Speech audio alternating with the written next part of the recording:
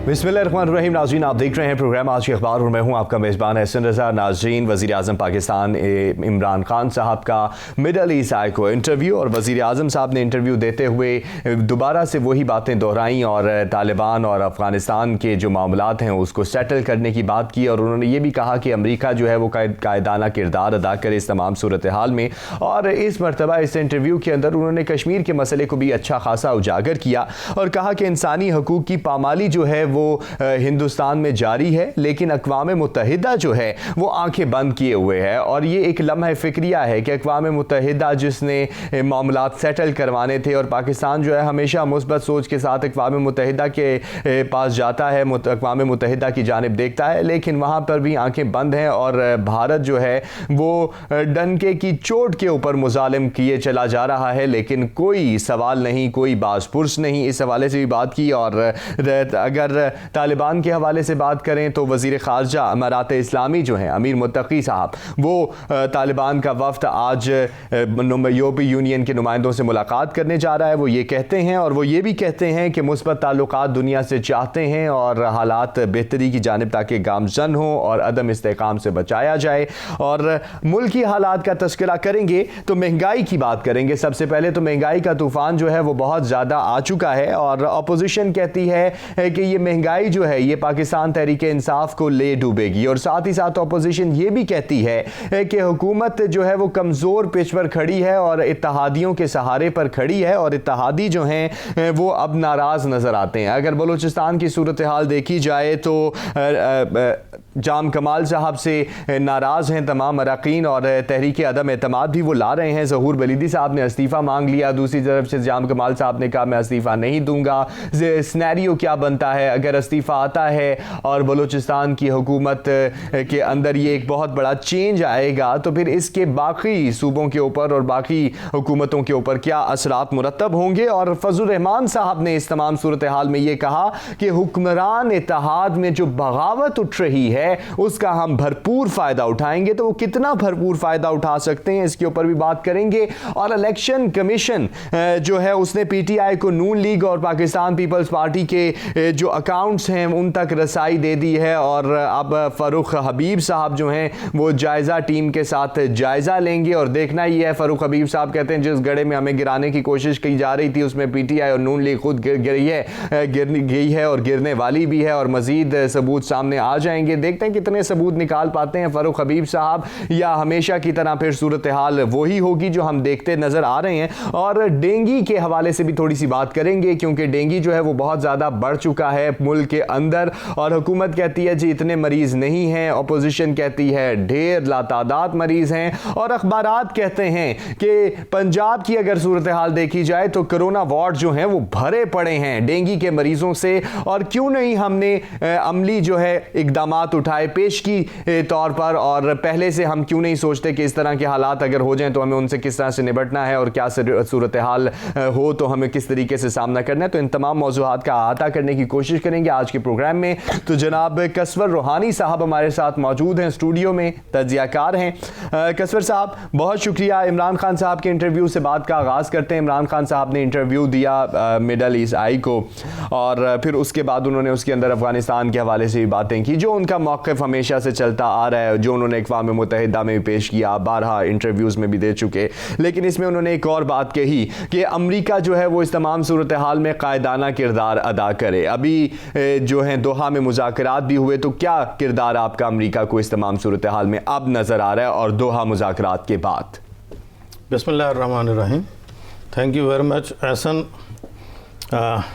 जो सूरत हाल आपने बयान की, बड़ा ब्रीफ उसका आपने तज्ज़िया किया है, तो इस हवाले से मैं ये कहना चाहूँगा जो आलमी मीडिया को इमरान खान साहब ने इंटरव्यू दिया है वो काफ़ी मुद्दल और जामिया था।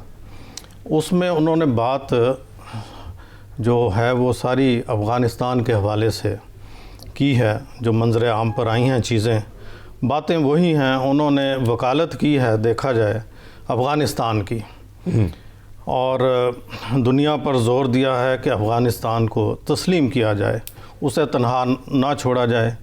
अगर तन्हा छोड़ दिया तो अफ़गानिस्तान में भी हमारे हाथ से निकल जाए और ये तालिबान दोबारा उसी 2000 वाली दिहाई वाले तालिबान ना बन जाए। इससे ख़तरात आ सकते हैं पूरी दुनिया को, ख़ास तौर पर पाकिस्तान जो सा है इस पूरी सिनेरियो में उसका एक अहम रोल है, अहम किरदार है। तो ये सूरत हाल उन्होंने वाज़े की है ख़ास तौर पर अमेरिका के सामने कि अमेरिका अपनी कायदाना सलाहियतों को इस्तेमाल करते हुए अफ़गानिस्तान को तस्लीम करे और तालिबान को उसकी मदद करे और जो भी उन्हें चाहिए अपनी मज़बूत हुकूमत बनाने के लिए उसके लिए हर किस्म की हर मुमकिन इमदाद जो हो सकती है वो करनी चाहिए। यूरोपीय यूनियन से भी, अमेरिका से भी और पूरी दुनिया से उन्होंने अपील की है। एक वकील बन के उन्होंने ये बात की है। मैं समझता हूँ इस वक्त जो उन्होंने दुनिया के सामने ये पैगाम रखा है और ये मसला रखा है, ये बिल्कुल इस बात की दलील है और वाज़े करता है कि ये बिल्कुल सही है। लेकिन कसवर साहब, कब तक हम ये वकालत करते रहेंगे? और सूरत हाल देखनी ये है हमें कि अगर आगे इस तरह वकालत का सिलसिला चलता रहा तो अमेरिका के जिस तरीके के ताल्लुकात पाकिस्तान के साथ होते जा रहे हैं और एक खिंचाव और एक तनाव हम देखते चले जा रहे हैं, तो क्या वो मज़ीद बढ़ने के चांसेस आपको नज़र नहीं आते? जी बिल्कुल, ऐसा है। देखें, अमेरिका से तनाव जो सा है मुसलसल उसमें इंक्रीज़ हो रहा है, उसमें इजाफ़ा देखा जा रहा है बजाय इसके कि उस तनाव में कमी आए। और उसकी जो वजह है, मैं समझता हूँ मेन जो रीज़न है वो यही है, अफ़गानिस्तान तालिबान उसको मतलब नहीं वो पसंद कि पाकिस्तान वकालत करे, पाकिस्तान हमारी बात को डिनाई करे, हम सुपर पावर हैं, हम जो कहेंगे वही हो। लेकिन यहाँ थोड़ी सी प्रॉब्लम ये है कि हम उनकी आंख में आंख डाल के देखते हैं और उन्हें कहते हैं कि ऐसे नहीं ऐसे करें, डायरेक्शन देने की कोशिश करते हैं जो उन्हें पसंद नहीं है। बिल्कुल नहीं भाती। नहीं, हम डायरेक्शन की पोजीशन में भी हैं या डायरेक्शन दे सकते हैं? नहीं, वो हम नहीं हैं, लेकिन हमारे पीएम जो से हैं वो ठीक है, वो इस चीज़ को लेकर ऐसे चल रहे हैं। और इसमें इंडिया के हवाले से, इस खित्ते के हवाले से, इस खित्ते की बका के हवाले से एक आलमी जंग का ख़तरा है। उस वाले से हमारा ये रोल बनता है, हमारे पीएम का ये रोल बनता है। और वो मैं समझता हूँ इस्लामोफोबिया के हवाले से जो बात करते हैं इंतहाई पॉजिटिव बात है और दुनिया को जिस सिमत में वो अपना बयान करते हैं वो बिल्कुल सही है। तो इस चीज़ को पॉजिटिवली देखना चाहिए अमेरिका को, दूसरे यूरोपीय यूनियन को। और अफ़गानिस्तान में अगर तालिबान अब आ गए हैं, वो काबिज़ हैं, हुकूमत उनकी बन गई है, मेरा ख़्याल है हमारा जो बयानिया है पीएम का, हमारे वज़ीर आज़म साहब का, उसको सराहना चाहिए दुनिया को, क्योंकि वो मैं समझता हूँ वो पॉजिटिव है, राइट डायरेक्शन में है। अगर वो ऐसे करेंगे तो एक तबाही से ये खित्ता बच सकता है। सही, तालिबान के जो मामलात हैं और वज़ीर ख़ारजा अमीर मुत्तकी जो हैं अमारात इस्लामी के, उन्होंने भी मुज़ाकरात का सिलसिला शुरू कर दिया है। अमारात गवर्नमेंट के जो लोग हैं, तालिबान जिन्हें हम कहते हैं, उन्होंने एक दोहा के अंदर भी जो मुज़ाकरात हुए और अभी जो यूरोपीय यूनियन के साथ मुज़ाकरात होने जा रहे हैं, इसके ऊपर बात करते हैं। कसवर साहब, ब्रेक पर जा रहे हैं। नाज़रीन, इन मुलाकातों का सिलसिला चल निकला है तो क्या असर लाएगा, इसके ऊपर बात करेंगे, हमारे साथ रहिएगा।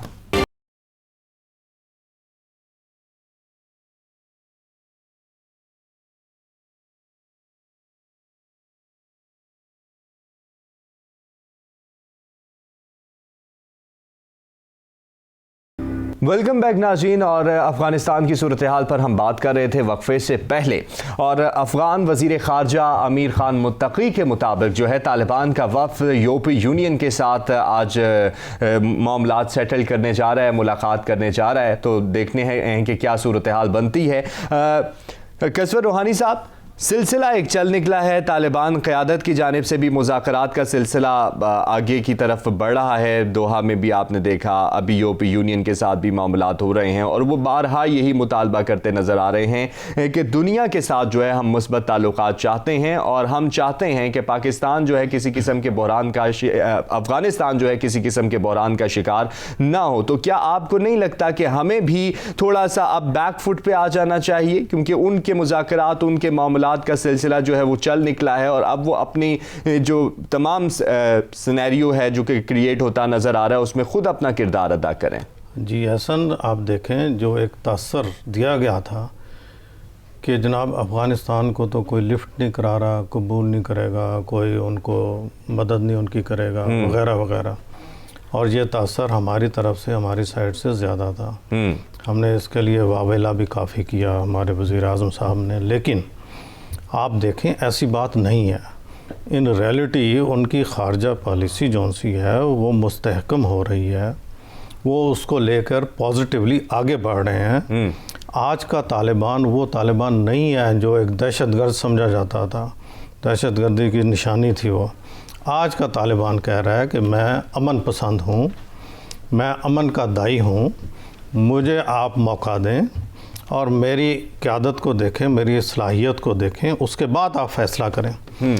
इस बात को दुनिया में परखा जा रहा है, पॉजिटिवली देखा जा रहा है। ऐसी बात नहीं कि उनको नेगेटिव तरीके से इग्नोर किया जा रहा है।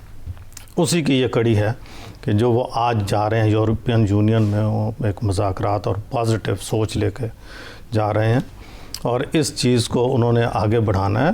तो पाकिस्तान का जहाँ तक रोल है, पाकिस्तान अपनी मतलब हैसियत से ज़्यादा आगे कूद रहा है इस इशू पे। पाकिस्तान को चाहिए एक बैलेंस पॉलिसी अपनाए, एक ऐसी खारजा पॉलिसी जो बड़ी मुदब्बराना तरीके से, तदब्बर से, दानिश के साथ ये आगे बढ़ें, बड़े सुकून के साथ, ना कि ये समझें नहीं तालिबान और पाकिस्तान और अफ़गानिस्तान लाज़िम मज़लूम है। ऐसी बात नहीं है। उनकी अपनी स्ट्रेटजी है, उनका अपने मामलात हैं, उनके अपने ख़यालात हैं, और जिसका वो बारहा जिक्र भी कर चुके हैं, बारहा जिक्र कर चुके हैं कि ये हमारे इंटरनल मसले हैं, हम इसको ख़ुद सॉल्व करेंगे।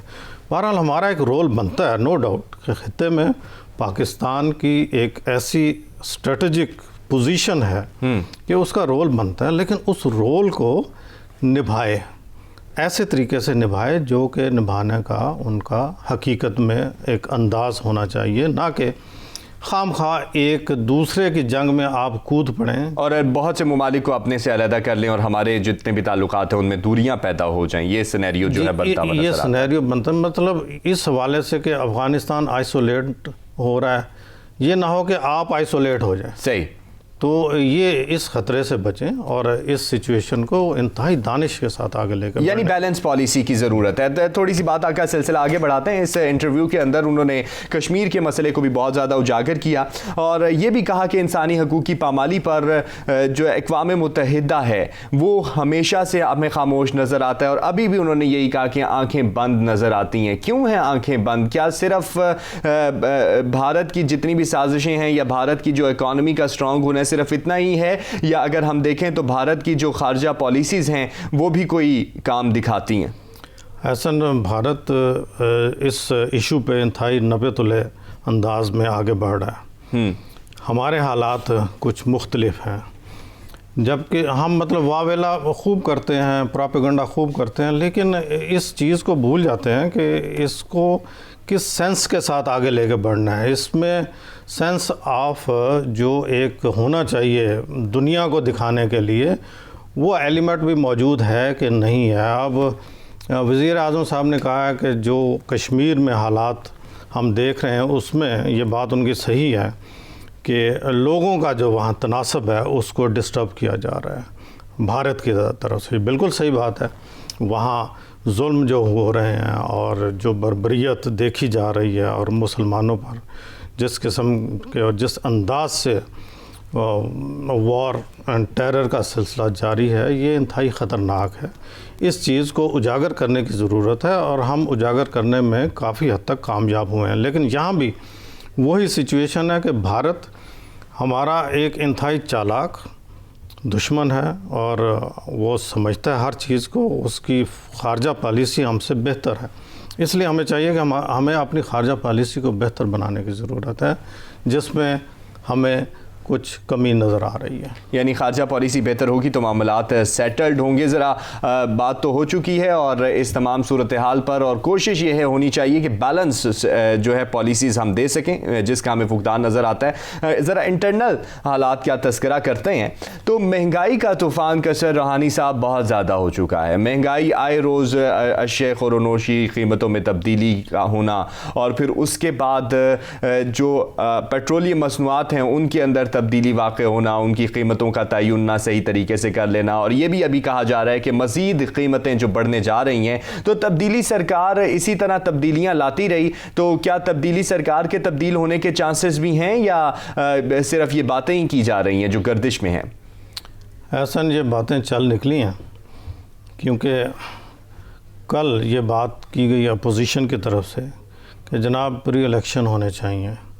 इन जो भी ये महंगाई का जिन है जो कि आउट ऑफ कंट्रोल हो चुका है गवर्नमेंट से, इसका वाहिद हल है कि इलेक्शन।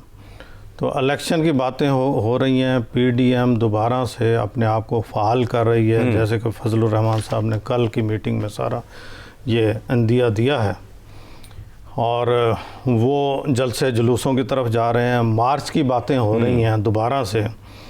तो ये कोई अच्छी रवश और या अच्छी बात नहीं है।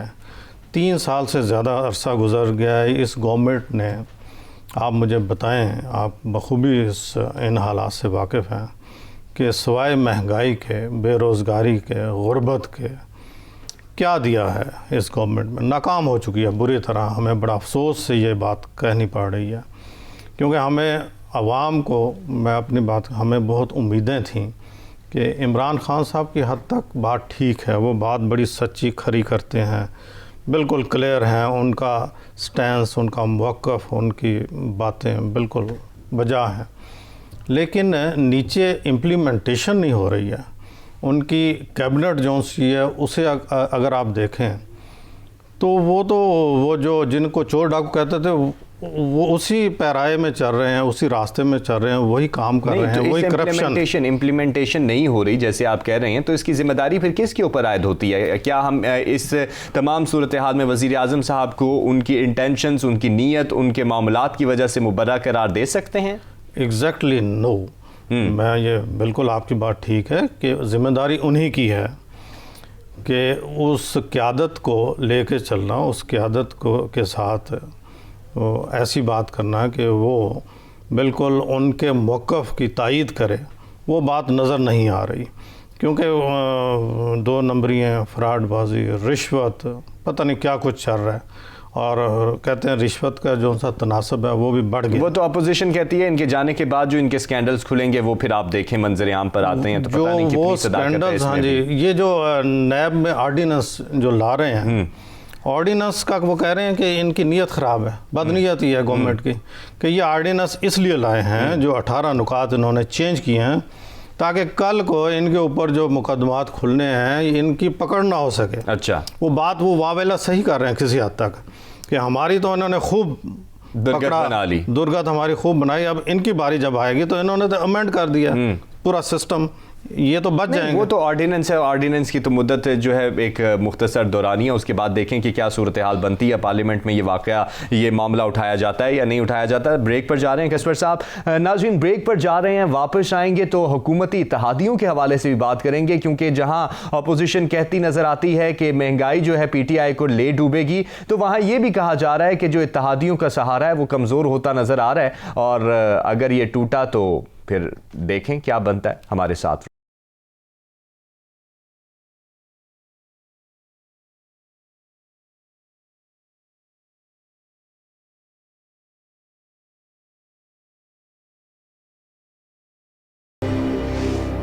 वेलकम बैक नाज़रीन। अपोजिशन जो है हुकूमत को महंगाई के ऊपर तनकीद का निशाना बनाती हुई नज़र आती है, तो साथ ही वो उसके इत्तेहादियों के हवाले से भी बात करती है। बलूचिस्तान जो है वो, बलूचिस्तान की पार्लियामेंट बहरानी कैफियत का शिकार हुई पड़ी है। जाम कमाल साहब के लिए एक मुश्किल घड़ी आन खड़ी है। कसवर रूहानी साहब, तमाम सूरत हाल आपने भी देखी, नाराज़ अरकान ने तहरीक अदम एतमाद भी जमा करा दी, ज़हूर बिलीदी साहब इस्तीफ़ा मांगते नजर आए, जाम कमाल साहब भी कहते रहे मैं इस्तीफ़ा नहीं दूंगा। मैं आपसे यहाँ पर यह जानना चाहूँगा कि ये इस्तीफ़ा दूंगा या नहीं दूंगा, इस तमाम मामलात में अगर ऊंच नीच हो जाती है और कमज़ोर इत्तेहाद जैसा कि कहा जा रहा है नज़र आ जाता है अपोजिशन को भी, तो क्या इसकी हवा दूसरे सूबों तक भी चल कर आएगी, ख़ास तौर पर पंजाब की तरफ? जी ऐसा बलूचिस्तान इस वक्त इंतहाई सियासी बहरान का शिकार है, जहाँ कमाल के ख़िलाफ़ जो अदम एतमाद की तहरीक पेश हो चुकी है। 14 अरकान इनके अपने जो थे उन्होंने उस पर साइन कर दिए। इससे ज़्यादा बहरान की कैफियत क्या, और वो अभी तक डटे हुए हैं कि मैं इस्तीफ़ा नहीं दूंगा। और ये इंतहाई नाजुक सूरत हाल है बलूचिस्तान के हवाले से। अगर बलूचिस्तान में इनकी तहरीक कामयाब होती है तो अल्टीमेटली इसका जो इफ़ेक्ट है वो फेडरल गवर्नमेंट पर पड़ेगा, क्योंकि 5 इनके मेंबर सिटिंग गवर्नमेंट के साथ हैं इलाक़ में। और आपको पता है कि जब एक सूबे की असम्बली अल्लाह ना करे तोड़ दी जाए तो लामहला फेडरल भी इसके लपेट में आएगा, दूसरे सूबे भी आएंगे, सिंध भी आएगा। तो ये एक बहुत बड़ा अलमिया है, इसको बड़े अच्छे तरीके से देखना चाहिए, ख़ास तौर पर रियासत को और एस्टेब्लिशमेंट को इसमें थोड़ी अपनी सलाहियतों और इनको जांच पड़ताल इनकी करनी चाहिए कि किस तरफ जा रहे हैं।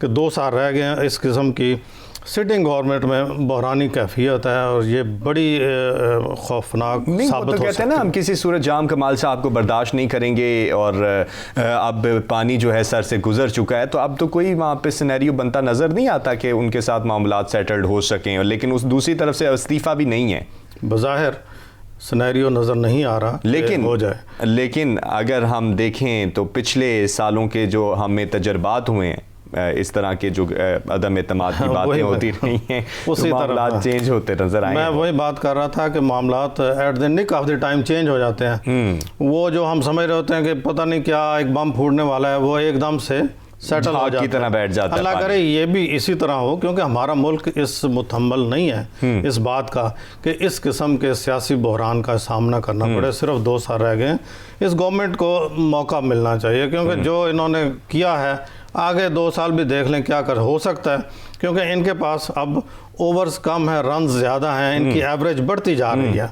तो जब तक ये अब चौके छक्के नहीं मारेंगे, जो इन्होंने बड़े बड़े दावे किए हुए हैं उन पर नहीं कुछ ना कुछ रोड मैप कम अज़ कम नहीं देंगे, तो ये हालात नहीं। तो फजलुर रहमान साहब इस तमाम सूरत हाल में हुकूमत बगावत जो हो रही है इत्तेहादियों के अंदर, हुक्मरान इत्तेहाद के अंदर, उससे कोई फ़ायदा उठाते हुए नज़र आते हैं? क्योंकि वो तो बड़े पुरुमीद हैं। मैं आपको बताऊँ, अपोजिशन मैं समझता हूँ अपोजिशन भी वैसी है हमारी लूली लंगड़ी, गवर्नमेंट भी हमारी वैसी लूली लंगड़ी। अच्छा, इत्तेहादियों पे खड़ी हुई है सारी तरफ इत्तेहादी। दोनों में कोई फ़र्क नहीं है। अच्छा, वो जैसे वो हैं वैसे वो हैं, मतलब ये एक जैसे कहते हैं डंक टपाऊ काम है, वो चल रहे हैं तो इन्हें चलने दें। ये हमारी बदकिस्मती है पाकिस्तान की आवाम की कि हमें इस किस्म के हुक्मरानों को देखना पड़ रहा है, इस किस्म के लीडर्स को देखना पड़ रहा है जो बातें तो बहुत बड़ी बड़ी करते हैं, आवाम को बेवकूफ़ बनाते हैं।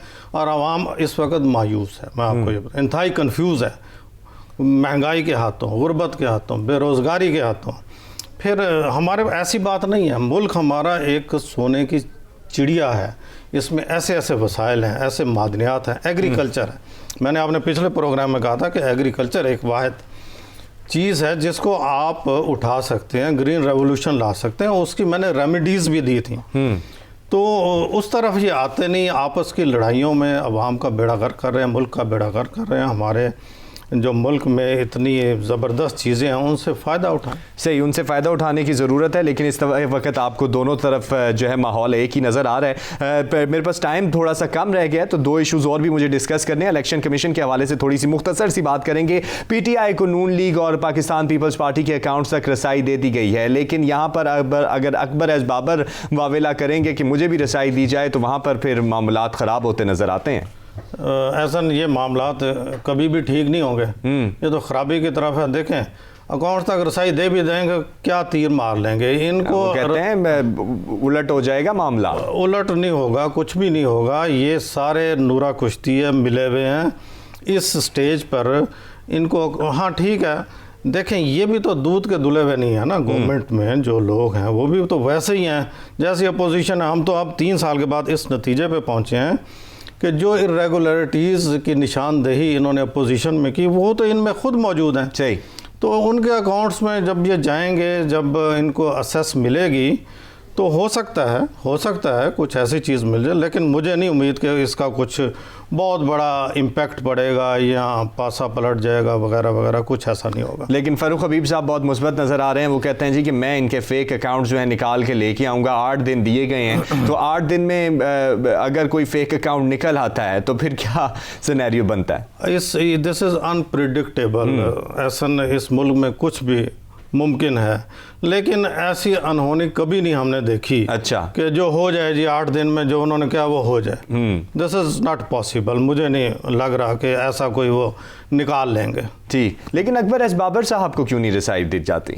वो इसके ऊपर बारहा जो है कॉन्फ्रेंसेस भी करते नजर आए, इलेक्शन कमीशन के बाहर भी चीखते नजर आए, और फिर कहते हैं जी कि हमने जितना देना था उन्हें मौक़िफ़ देने के लिए और रिसाई देने के लिए। इलेक्शन कमीशन के साथ ही इनकी बन नहीं थी पा रही, गवर्नमेंट की भी।